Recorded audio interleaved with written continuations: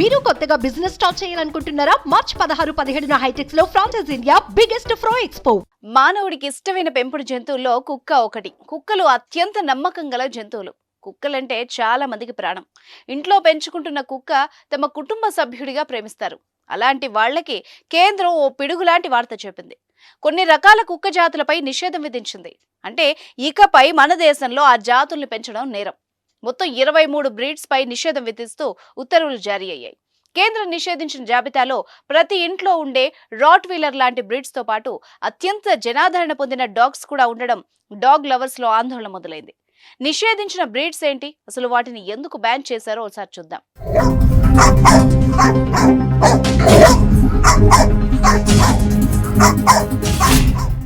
ఇటీవలి కాలంలో పెరుగుతున్న కుక్కల దాడి కేసుల్ని దృష్టిలో ఉంచుకొని భారతదేశంలో ప్రమాదకరమైనవిగా భావించే కొన్ని కుక్కల జాతుల్ని దిగుమతి, అమ్మకం మరియు పెంపకాన్ని నిషేధించాలని కేంద్ర ప్రభుత్వం నిర్ణయించింది.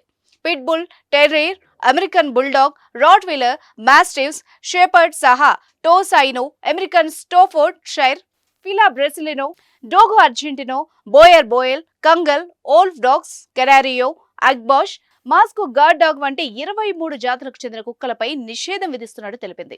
ఈ మేరకు అన్ని రాష్ట్రాల, కేంద్రపాలిత ప్రాంతాల చీఫ్ సెక్రటరీలకు కేంద్ర పశుసంవర్ధక శాఖ ఆదేశాలు జారీ చేసింది.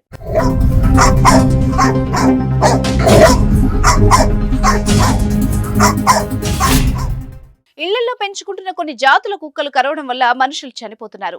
ఇంటికి వచ్చిన కొత్త వ్యక్తులతో పాటు దొంగతనానికి వచ్చిన వాళ్లను కూడా కొన్ని రకాల బ్రీడ్స్ దాడి చేసి ప్రాణాలు తీస్తున్నాయి. దీంతో సిటిజన్ ఫోరమ్స్ తో పాటు జంతు సంక్షేమ సంస్థలు ఫిర్యాదులు చేశాయి. దీనిపై పశు సంవర్ధక శాఖ కమిషనర్ నేతృత్వంలో ఏర్పాటైన నిపుణుల కమిటీ విచారణ జరిపింది. విచారణలో మిక్స్డ్, క్రాస్ బ్రీడింగ్ చేసినవి సహా 23 బ్రీడ్స్ అత్యంత ప్రమాదకరమైనవిగా కమిటీ గుర్తించి వాటి బ్రీడింగ్ ను నిషేధించాలని సూచించింది. ఇప్పటికే ఈ నిషేధిత కుక్కల్ని కలిగి ఉన్న వ్యక్తులు వాటికి కొత్త సంతానం కలగకుండా చర్యలు తీసుకోవాలి.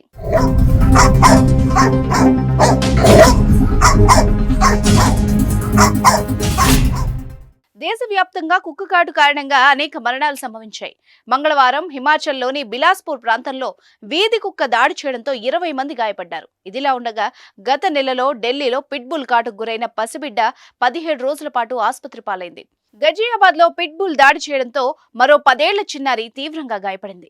ఇలాంటి ఘటనలు కొన్నేళ్లుగా జరుగుతున్నాయి. ఈ నేపథ్యంలోనే ప్రమాదకర కుక్కలపై కేంద్రం నిషేధం విధించింది. సుమన్ టీవీలో మీ పర్సనల్ అండ్ బిజినెస్ ప్రమోషన్స్ కోసం కింది నెంబర్ కి కాంటాక్ట్ చేయండి.